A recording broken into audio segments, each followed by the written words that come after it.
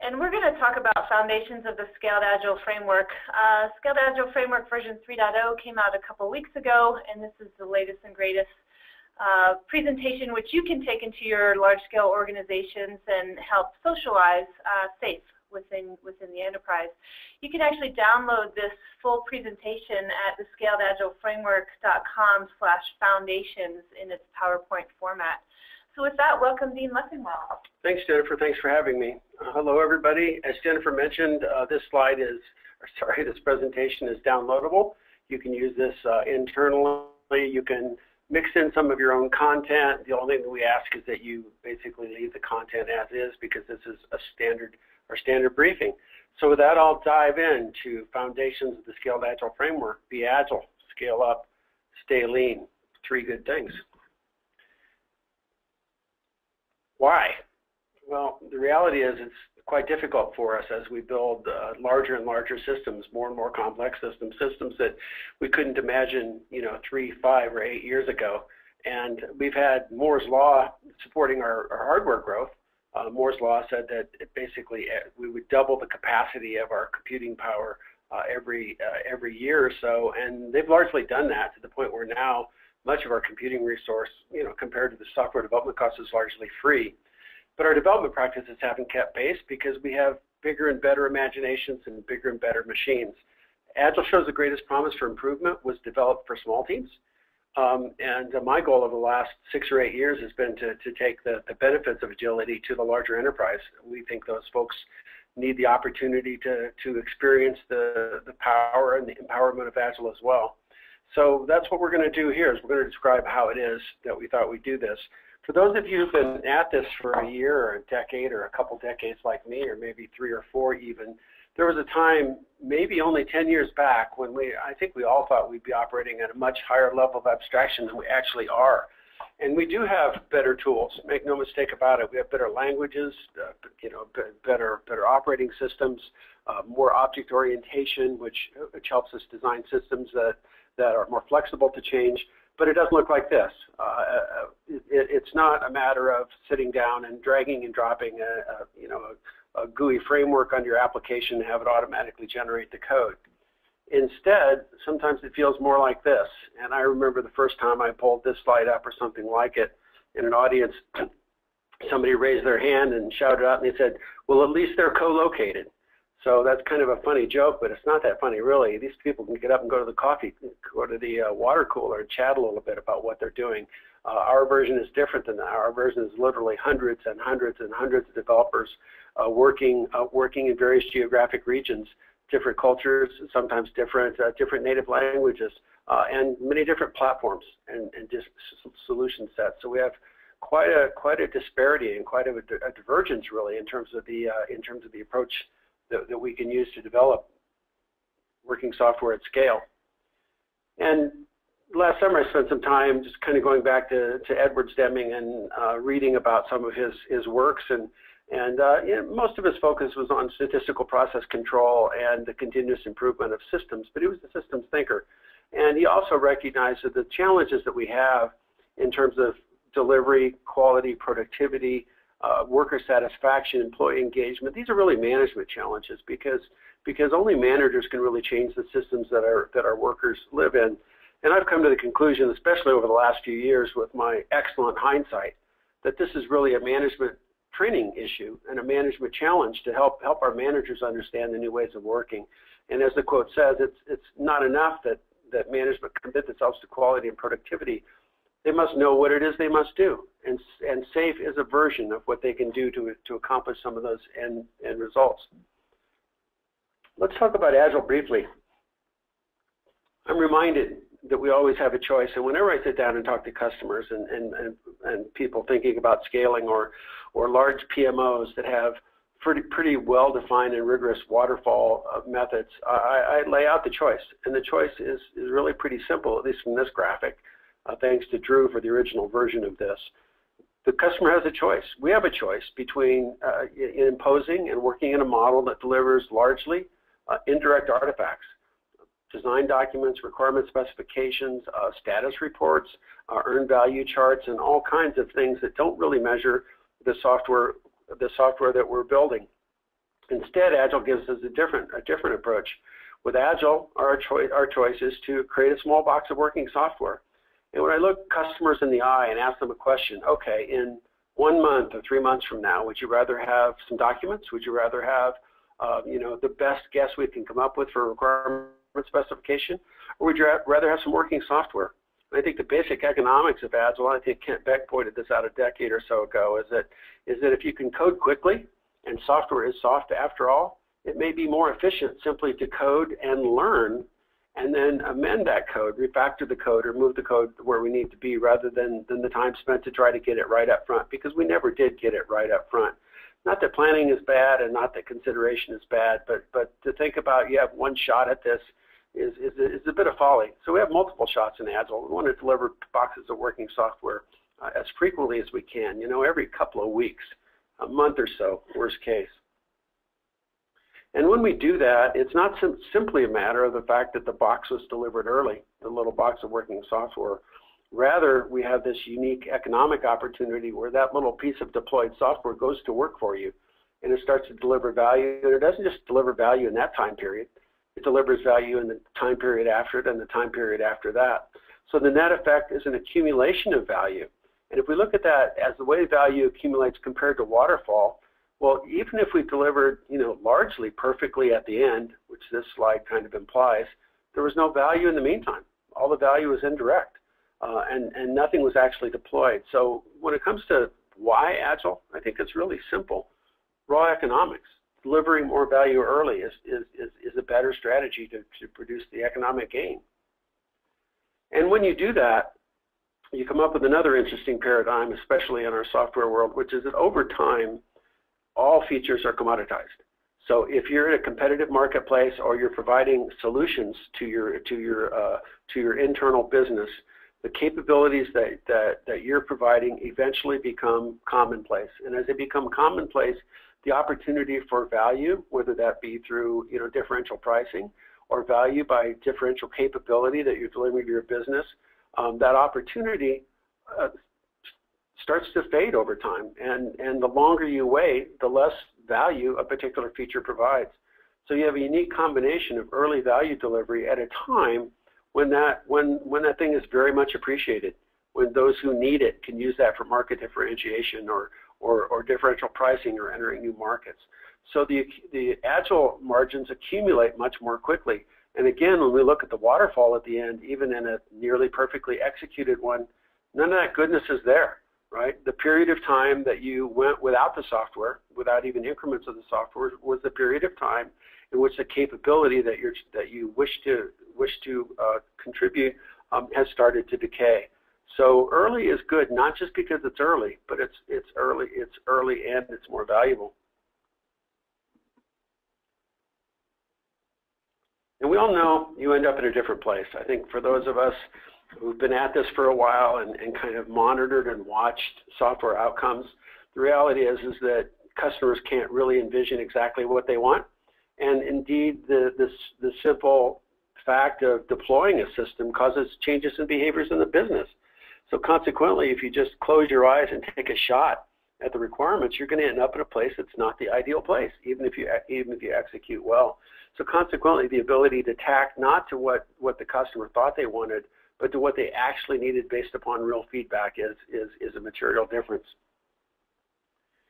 And I think one of the biggest downsides to our traditional forms of development, the waterfall development model, was that we really didn't know anything to the end. I'm reminded of a program that I was engaged in 3 or 4 years ago that was very near the delivery of basically a fixed capability on a fixed schedule. And we were within a couple of months of about a 1-year development effort, and no one could actually tell because the system had not been integrated yet. We didn't even have enough integration and feedback to start to understand the defect status. So the reality is that model leaves all the risk till the end, relatively flat. Certainly learn some things along the way, and that's why it's decreasing. But compare that to Agile. Every single increment, every couple of weeks, we reduce the risk and we get that feedback that we need. So that's the basic economics of Agile. That's why we do what we do. And if those economics make sense, then I think some of the rest of the things we'll talk about make sense as well. But let's talk about scaling up. There's a variety of ways to scale. I would certainly never promote SAFE as the only one way to scale Agile. I've talked to a lot of people that have very many clever ideas, many of which are largely aligned with what we do in terms of cadence and synchronization, and even some of the words we use to describe behavior.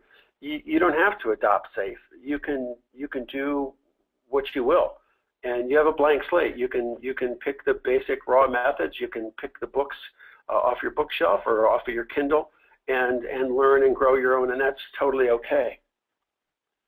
But you don't have to. And the reason you don't have to is that that's what we've been doing for the last 7, 8 years, almost full-time engaged in the marketplace, full-time on the endeavor, almost full-time spent with customers.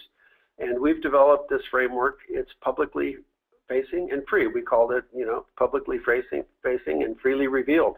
All the ideas here are ideas that we share with you. As we learn more, we record them. And as we headed down the path, we started to think about what matters, right? We understand the core values of Agile. We understand what we value. Well, we understand the core values of SAFE, and we value program execution, the ability to execute a large program with a reasonable outcome. Alignment. Global alignment trumps local optimization every single time. So if the teams aren't working towards the same purpose, it really won't matter how well you execute the program, because you're going to execute a program that doesn't create the results that you need. And code quality is not something that's an also-ran in scale. The reality is that if you don't have extremely high endemic code quality, you won't be able to scale your application. You won't be able to scale your teams. You won't be able to scale the size of the application. You won't be able to scale numbers of users or numbers of features. So code quality is a first-class citizen in our model. I'll talk more about that in a few. And number 4 is transparency. I'd like to put trust down there, because that's what we're dependent upon. Both lean and agile, these are the paradigms that bring us here, are dependent upon trust. People need to be empowered to do their best work. In order to do that, we need to trust them, and they need to trust us back. Well, we can't build trust into a framework. A framework is a set of principles and practices, but we can build in transparency, and transparency creates trust, because when people know what we're working on and why we're working on it, and what we anticipate delivering in the near term, and why that thing is the right thing, then we'll have the go signal. We can all just continue to work towards the right goal, and understand that all of our stakeholders trust us and we trust them as well. And we achieve that in large part through providing transparency throughout the system. What are our roots? 3 primary roots. Agile development, basically now, what are we, 14, 15 years ago? Agile Manifesto was 2001, that's 13 years ago, and before that, back into the 90s for XP and Scrum and feature-driven development and Crystal methods and others.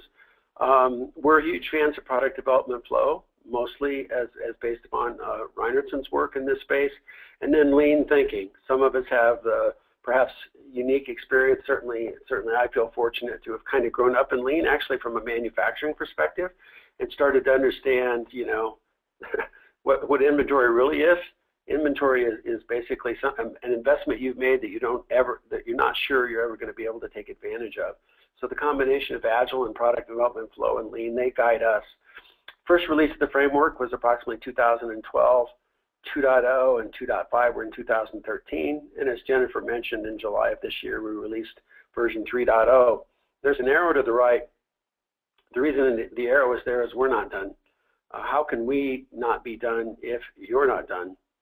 Every time we're in the field, sitting next to Jennifer, I don't ever recall being in the field with a customer and not coming back with new knowledge. And as customers address larger and larger challenges and their knowledge grows, we can learn from that. So you, our customers, and enterprises that have been adopting lean and agile at scale have been a huge input, and both a recipient and a benefactor of this intellectual property. And we intend to continue.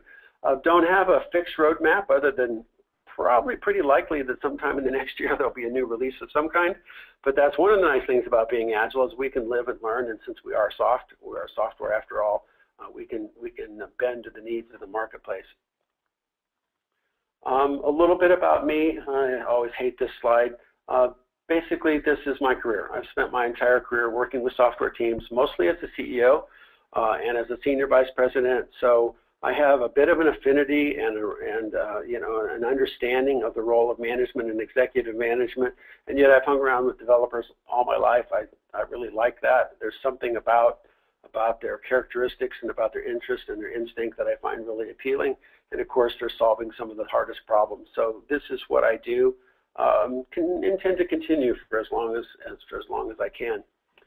However, the framework is really an aggregation, a synthesis. I think of myself as kind of editor-in-chief. And lots of folks have contributed, including our partner, Alex Yakima, who's worked with me for, I think, 6 or 7 years now, developing the framework. My book, Scaling Software Agility and Agile Software Requirements, serve also as roots, kind of some of the initial works recorded there. And if you look at the acknowledgments there are literally dozens, probably 20 or 30 companies and individuals that have contributed. And we're also fortunate to have Drew Gemlow and Richard Nasser on our team, as well as Al Shalloway, who has been a contributor to some of the concepts. Enterprise adopters, that's where we learned, and the community. And this is a relatively newer thing. Only in the last couple of years now, I've had SPCs, Safe Program Consultants. We're up well over 1,000, I think almost 2 now. And they have a very active community. As a matter of fact, just about 11 minutes ago, I had a good, sharp and aggressive SPC saying, I don't like this part of the framework. And she pinged me 4 or 5 times and came to the conclusion she made a good point. So I just did a quick edit just before I came in and did a little bit of change to the product management page based upon people's actual experience, in this case working with BAs in a traditional IT shop in a product manager role. So that's where the input comes from. Before we talk about scaling, let me briefly mention some of our thoughts and opinions on Agile methods. Scrum. Since the late 90s and probably early 2002, 2004, when the Scrum Alliance came together to start providing kind of a comprehensive approach to Scrum. Scrum has been the choice. I think last market share I saw, probably even greater than a few years before. Scrum is probably 70 or 80% used for Agile. Scrum in some cases is a proxy for Agile because it is pretty well defined. It's lightweight, right? The official Scrum Guide is only, I think, 16 or 17 pages. It works. Clear team roles. Scrumptious. Let's sprint. What's wrong with working software in a time box? Absolutely nothing. What's wrong with Scrum? Not much at the team level that I can think about. Well, I can think of one thing where it's not wrong, but it's perhaps not as complete. And that is at about the same time that Scrum was created, extreme programming came along, and there were a number of books on the topic. And extreme programming talks about the code in ways that we hadn't talked about it before. It talks about, you know, principles like collective ownership. It talks about fast feedback. It talks about test as a responsibility of an Agile developer. Really great code from really great coders. Let's use it. Let's program with it. So you'll find built into SAFe many of the practices of extreme program and some extensions in the area, for example, test-first development, which starts to bring acceptance test-driven development to bear. The latest entry to the mix in terms of things you can talk about for Agile methods is Kanban. And Kanban is the newest player, and Kanban is essentially a workflow management system. It brings visibility and work in process limits to work, and that's huge because now we really can see the work. We can see how much of it is moving through the system. We can measure our throughput and start to understand what our turnaround is. And if we think about Kanban from the standpoint of limiting WIP and managing demand by seeing demand and seeing what our flow is, now we step back and look at this chart and say, what's wrong with any of these methods? And the answer is nothing. They're all, I think, extraordinary, and we owe a great debt of gratitude to those that have moved us down this path. These all contribute to our body of knowledge. But it's not a one-size-fits-all deal. And I think our job as managers and leaders is to understand these models and others and apply them in a way that suits our enterprise the best. But as you know, or as you've seen, most of those methods don't scale natively. Scrum doesn't have roles and responsibilities outside the team. That's not a criticism, it's a fact. It doesn't worry about things like architecture or governance or maybe lean agile budgeting. XP, I remember reading some things about XP doesn't scale. Well, it scales horizontally, there's no limit to the number of software developers and teams that you can have doing really, really great code. But it also doesn't worry about kind of intentional architecture and guidance and governance for large-scale programs or team alignment. And we need to do something a little bigger than that. I think we're in the larger enterprise and we're building bigger systems. We need to take a systems view. So personally, I think we can. And not everybody works in a small shop. Not everybody works with a group of 3 or 5 software teams, like we have here. That's pretty convenient. You can find the people, you can have an all-hands meeting, you can discuss methods and practices, and you can evolve them interactively, and you can do your work on a whiteboard. That's not the case for millions of folks, literally millions and millions of people that are stuck behind, kind of enterprise firewalls, where they don't really have access to the methods, where their software development lifecycle guidance won't allow those methods, to where there are some, I would say, some wrong assumptions about the way Agile works and the discipline and the results that you can achieve with things like non-functional requirements. And personally, I think we have an obligation. I think we have an obligation to bring the best that we know to everyone who develops software, and that's what we work towards here. And the result of that is the framework. Now, there's quite a few icons here, but there's quite a few people involved too, and there's quite a few roles and responsibilities. I'll talk briefly about each of these levels just to give you a rough overview, but we can't afford to go into much detail. That's what the framework is for. As I mentioned, it's freely revealed. It's also interactive, so each of these icons has quite a story behind it. So if you want to know more about, how product management works to create a vision, click here and read more. What do we care about? We care about results. I've always been a results-focused guy, and I think that results speak for themselves. And when you talk about culture and employee engagement and what it's like to work in an enterprise, the reality is that winning is more fun. And what we've seen is, frankly, results that astounded me initially. Now we're getting used to them. Now I've also seen, stories about 2 times and 4 times increase in productivity and that kind of thing. Well, we work at scale here, and I don't know that I've seen that. I've seen measured productivity in 20 to 50%. We see routinely 50% defect reduction and routinely faster time to market. In a way, that's the easy one. And if quality is up and productivity is up and time to market is up, don't you think the people that are doing the work like their jobs better? I know for a fact they do, and we often get emails from people. I remember one that said, "Thanks for helping restore the humanity in my career, because I'm no longer locked behind this set of requirements documents and this governance model. I'm now free to innovate and explore and contribute in a way that I always felt I could, but for whatever reason, the strictures were in place that I couldn't do that." And you needn't take my word for it. I wouldn't if I were you. I would go to scaledagileFramework.com case studies and check out some of these companies. U.S. brand names like John Deere and Discount Tire and companies like Telstra and Valpak and BMC Software. These are the folks that are achieving these results. The case studies are there. Their results are there, and I think without exception, they're all attributed. What I mean by that is somebody has a blog or an email listed there, and you can talk to those folks. But I think as you read it, you'll decide that if they can get those results, we probably can too. Let's talk more about the framework and talk about its background in Lean. I remember quite a few years back approaching a really big PMO organization, big beefy boys and girls who, make no mistake, were the ones who knew how to get software outside this company. And thinking in my Agile bag of tricks, my Scrum and XP practices, that I didn't have much of a story for them.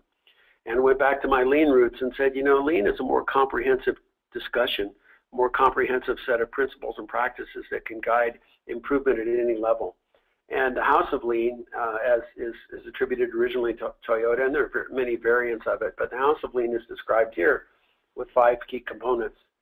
The goal, respect for people, product development flow, Kaizen or continuous improvement, and then note the foundation. The foundation of Agile is absolutely Agile teams, practitioners, and developers, and I think that's great. I wouldn't change that for the world. But if we want to implement Lean, leadership needs to step up, and they need to take an active role in that process. The goal is very simple: sustainably shortest lead time with great quality and value. And if you look at a few kind of hints to the way Lean approaches the problem, you see those on the right. Taiichi Ohno, probably the godfather of Lean, Says all we're doing is looking at the timeline from the point where the customer gives us an order to where we collect the cash. We're reducing the timeline, reducing non-value added waste. Mary Poppendieck, Mary and Tom have written, I think, 3 or 4 books on lean software development, and they said simply, figure out a way to deliver software so fast our customers don't have time to change their minds. And then I was at a Mile High Agile conference a couple years back, and Al made a comment in passing which says software problems will exhibit themselves as a delay. So we don't really have to type faster or work harder. We need to find out where the delays are and eliminate those, and our time to market will go up. Like with the Agile Manifesto, respect for people is simply a foundation of lean. There is no lean model that says we'll do all our people's thinking for them.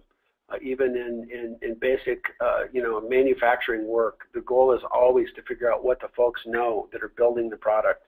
And a few key hints here. Your customers, whoever consumes your work, and that's a little different than Agile, who the customers generally user story. My customer might be DevOps. Okay, let's just say I'm on the development side of the shop and we're not completely seamless yet in terms of development and deployment.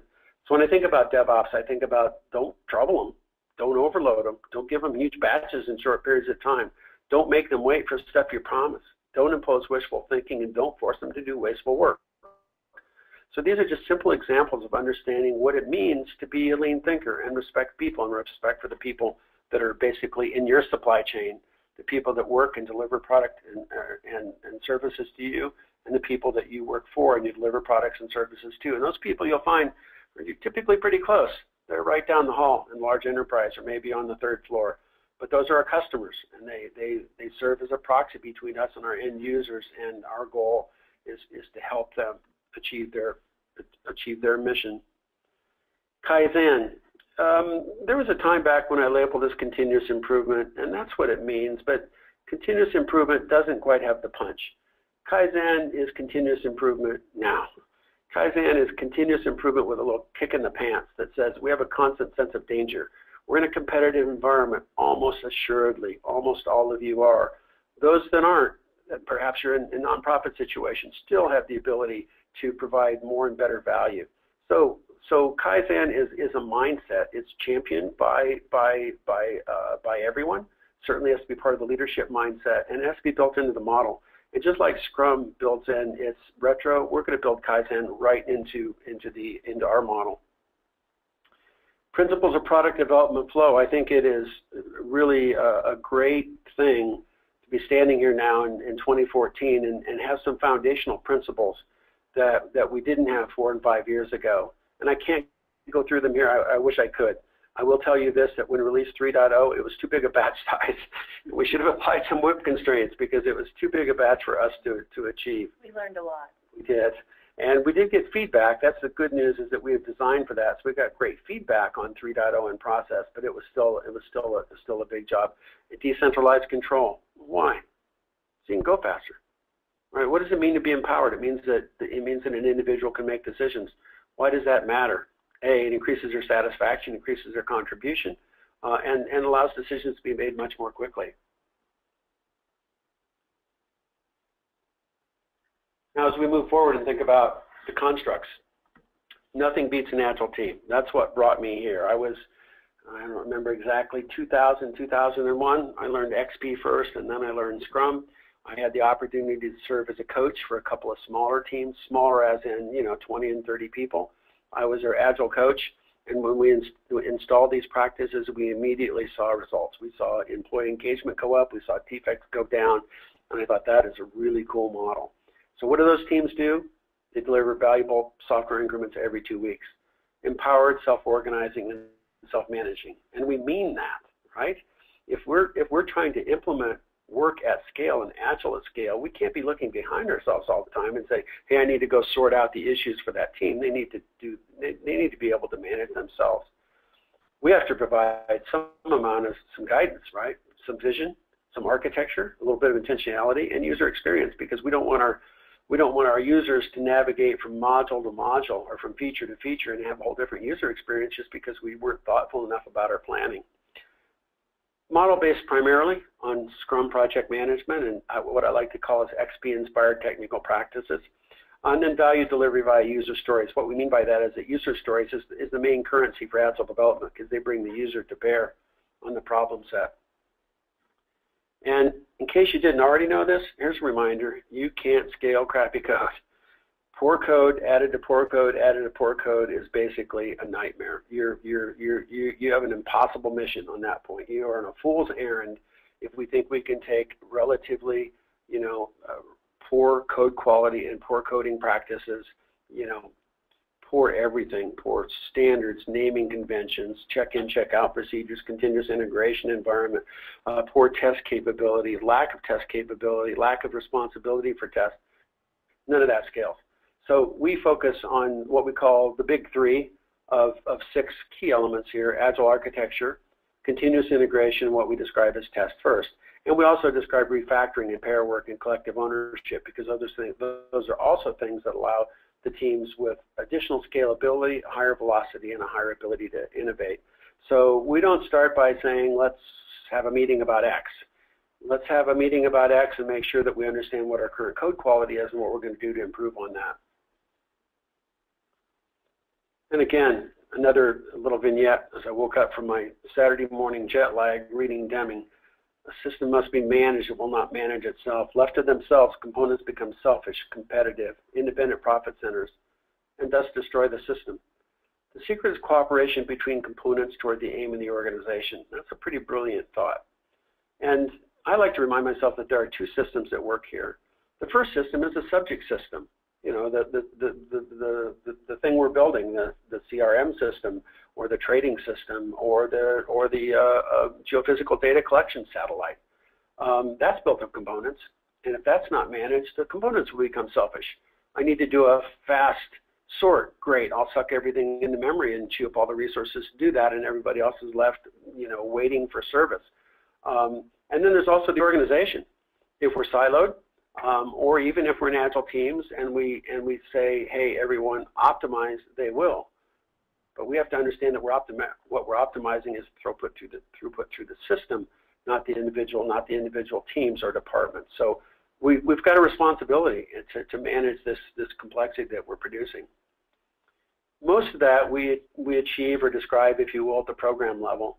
And the Scrum model, the Agile model, is really pretty simple from a paradigm standpoint. It's called plan together, commit, execute, and adapt.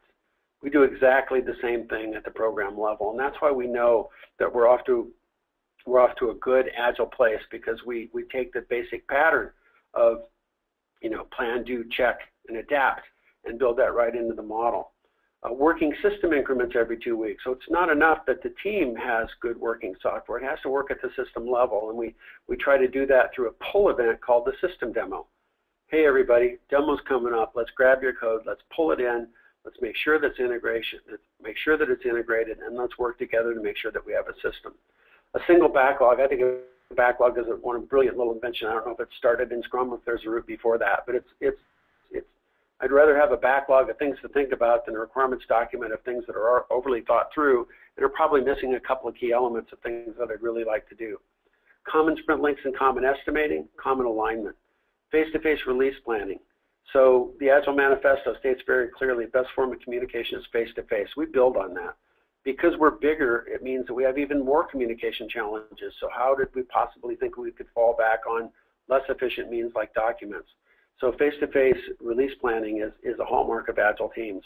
And we use a slightly different description to describe system behaviors here. We talk about features and benefits in a language that's natural for us and our customer, far more so than the user story is, which by definition is a relatively small thing. Not a bad thing, but it's a small thing because I can get it done in the context of a single sprint.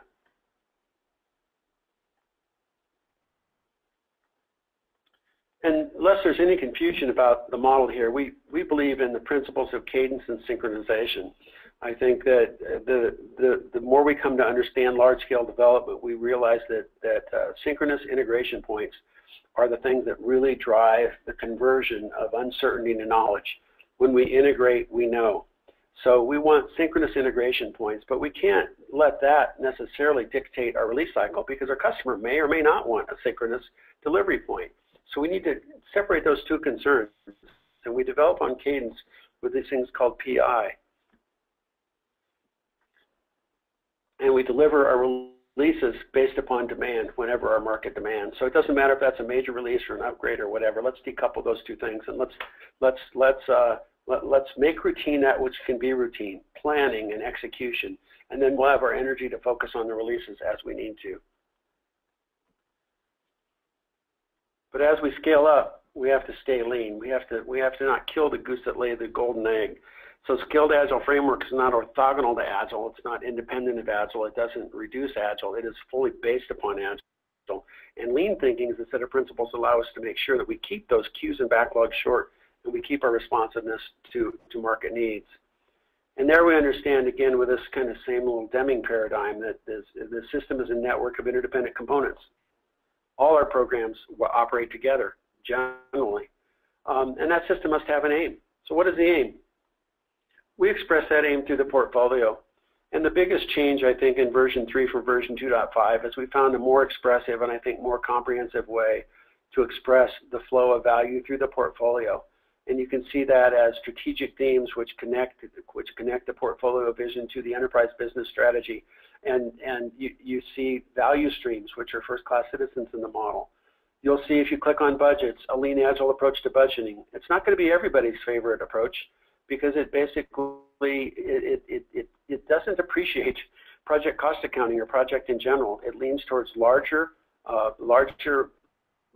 budgets allocated at a higher level of the organization and providing for decentralized decision making within that. There's a Kanban system there that provides for portfolio visibility and WIP limits. If you think about work in process limits as a way to increase throughput, and that's the way I would like you to think about them, excuse me, not as simple a limitation of what we're doing, the way to increase flow and increase throughput. Well, where would we ever want to have higher throughput or not overload the system than at the portfolio level? So of all the places they matter there the most. And, you know, we have to stitch together our enterprise architectures here too. We want to do common things in a common manner. We want to have as few platforms as possible. We want to implement single sign-on with one technology, not 5, almost certainly. And we want to focus on objective metrics, working software. We respect that those in program portfolio management have certain requirements and certain obligations to understand what the status of the program is. And we have to help them do their jobs. But we want to do that not with indirect milestones and reports. We want to do that with working code. So we kind of changed the model from, you know, a push model to a here's your reports that you've asked for based upon the SDL software development lifecycle guidance, to a pull model, which is, you want to see how we're doing? Come on down. Come to the system demo, or certainly come to the inspect and adapt session, where we'll show you what we're doing, why we're doing it, and what our customers think of our solution. And up here, as we think about these larger initiatives, we use this word epics, and we describe various types of business epics, like I simply need to implement single sign-on across my whole suite of projects. Or maybe an architectural epic that I saw not too long ago is convert all the back office servers to 64 bits. Well, customers don't see that directly, but it's a really big job, and you can't ignore that stuff. You can't just wake up and hope that you're running on 64 bits. That's intentional work. That's an element of intentional architecture. And as I mentioned, our program portfolio management function, this may be a team, it may not be a team. It may be a group of individuals, potentially with, you know, from different departments and different responsibilities. But certainly we understand that strategy has to be centralized to a large point, right? The enterprise needs to follow the strategic vectors that are laid out by the fiduciaries and the key stakeholders who determine that course of action. Funding has to happen too. We have to fund to the strategy. We have to understand that we're doing that. Many get a big assist from program management. And finally, there's the governance element. So when we think about PPM, we think about those 3 key functions. And independent of Agile, those have to exist. Programs are managed. Might be some question as to how they get managed. Governance matters, because governance is the feedback on spend, and strategy and investment funding matters as well. But here you see the patterns that we apply. We like to think about lean and agile budgeting. Think about managing the demand and continuous flow of value rather than starting and stopping. You know, no more starting and stopping for value streams. The compass of strategic themes, how we align to the business. Decentralized rolling wave planning is how we do our planning. Agile estimating and planning gets us out of the work breakdown structure and the task hour level detail too early a time. Self-managing agile release trains, they know what their mission is. They have people that are empowered. They have budget authority, and they have the decision-making authority for content. And then lastly, governance, not based upon a report. Well, maybe it's a report, but that report contains objective, fact-based measures and milestones. And finally, the last topic here comes back to management and comes back to leadership. And I was struck by this quote a year or so back from Drucker. Workers are knowledge workers if they know more about the work they perform than their bosses. Think about that for a second. So maybe you're in a position where you manage knowledge workers who all know more about their work than you do and probably are just as bright as you are. Hopefully, if you've been a really, really good boss, you've hired people that are even brighter than you. So you can't outthink these people. What do we know about them?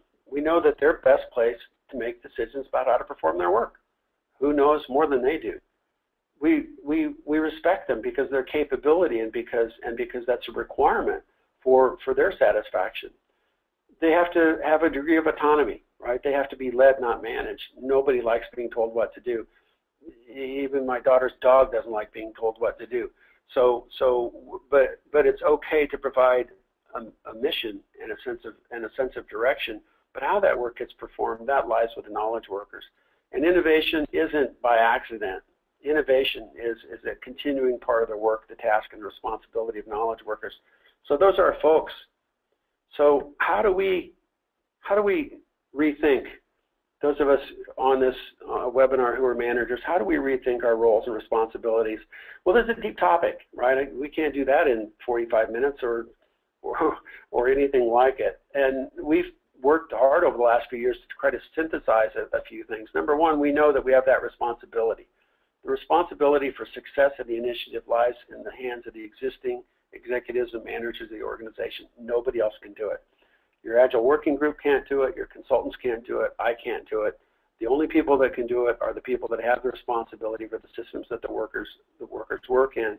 And we describe in SAFE, and you can read more about this on the website, 4 primary, principles or philosophies. Number one, take a systems view. Know the bigger picture. Know how the teams need to interact. Know how the system interacts. Know how the system interacts with its environment. Embrace the Agile Manifesto. Not optional. If you read the manifesto and your organization says, well, we don't really believe that, or we can't really support that, and the value system is not our value system, then don't start down this path because you won't be successful. This is simply the baseline for the belief system. Implement product development flow, another pretty tall order. It's tough to think about smaller batch sizes moving through the system, and it's tough to truly decentralize control. It's tough to understand the optimizations that are involved in what you optimize for, and it's tough to understand that there's no right answer. That instead there's a series of optimizations that you do to implement flow. And lastly but not least, unlock the intrinsic potential of knowledge workers. They have that potential. As managers and leaders, we can't really do much about that. They bring it with them. Most of the things we can do are counterproductive. It's pretty easy to countermand that intrinsic potential. It's pretty easy to get in their way and to reduce their engagement. But really leveraging their intrinsic potential is where we and they get the best benefits. And there's no downside to that. There's no downside to workers who like their work better, who contribute more, and who innovate, and who help the company achieve its mission. So as we've described here, we get to build on Agile teams. That's a really cool thing. Didn't have that a decade or so ago. Now we do. But the foundation of Lean is leadership, and that means that you are the foundation of SAFE. Those of you who are listening to this webinar and trying to understand the new way of working, success lies in your hands. And we have a few steps that we could describe. The framework is there for you. It's not hidden. There's no secret sauce. It's there. You can read it. You can read the book, Agile Software Requirements, and you can build your own expertise with training and certification. And that's our business model, by the way. The framework is free. Well, training, not so much. Everybody has to feed their family. And then the Agile Release Train is that program level. This is the value delivery program set. This is where people work together, teams work together, deliver value of a certain type. And of course, you can get help from experts here. ScaleDazzle.com, ScaleDazzlePartners.com. There are 30 or 40 partners now that can provide services to you. If you're a larger enterprise, you're almost certainly going to want to reach out to something like that. And also join the community at ScaleDazzle.com. And if you become an SBC, there's a great community there, which has many, hundreds and hundreds of people that have actively discussed their challenges in their real world environment, and we get new ideas there every day. From an implementation perspective, I've often described and sometimes been criticized for the fact that we don't talk much about implementation. Well, we have a big job. We're pretty happy developing method and practice. At the same time, we have a model that's, you know, conceptually simple but hard to execute. And the steps in the model are number one, you're going to need people who know the new way of working, and they're going to either work for you directly or they're going to work for some of your partners. So let's train those people and put their feet inside your organization. We also train all the leaders. I think it was some years back that I decided that I wasn't going to enter any more large-scale transformations where the leadership didn't think it was their responsibility and weren't really ready to acquire the knowledge they needed to be successful. And then we train the Agile release trains too. If they're already scrumming, then some amount of baselining will get them engaged in face-to-face release planning and drive them towards the business results.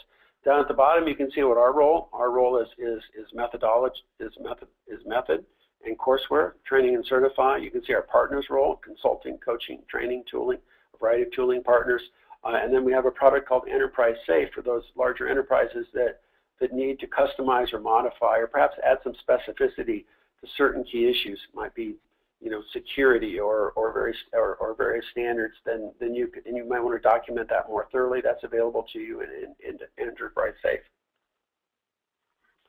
So as we conclude here, references, ScaleDazzleFramework.com, pretty easy to find that. Just looking at that, we have 50,000 people now actively surfing the website every month or so. What else? The community at ScaleDazzlePartners.com, and I think you can read the rest because, as we mentioned, this particular briefing is available to you on the web. Yeah, ScaleDazzleFramework.com/foundation. So thank you, Dean. That was a great summary of foundations of the Scaled Agile framework, and we look forward to hearing your feedback and participating in your large-scale enterprise-wide transformations. And speaking for all of us here at Scaled Agile, we look forward to seeing you in the field. Yeah. That's where the fun is. Absolutely. Thank you very much, everyone.